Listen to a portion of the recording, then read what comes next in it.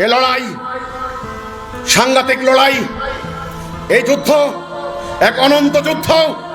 এই রেনেসা ধর্মান্ধতার বিরুদ্ধে, এই বিপ্লব ধর্ম ব্যবসার বিরুদ্ধে, কুপমণ্ডকতার বিরুদ্ধে, আল্লাহর সত্য দিন প্রতিষ্ঠার পক্ষে, মানবতার জন্য, মানবাধিকার প্রতিষ্ঠা করার জন্য, নির্যাতিত নিপীড়িত বনি আদম পুরো মানব জাতিকে একটা মহাজাতিতে পরিণত করার লড়াই।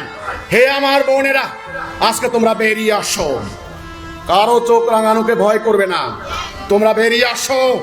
আমি আগে বলেছি, যেই হাত দিয়ে তোমরা রুটি পিষতে পারো, যেই হাত দিয়ে তোমরা পরম মমতায় সন্তানকে লালন পালন করো, সেই হাতে তোমরা ধারণ করো, ধারণ করো, অন্যায়ের বিরুদ্ধে প্রতিবাদ করো, সেই হাত মুষ্টিবদ্ধ করে আসমানের দিকে উত্থিত করো।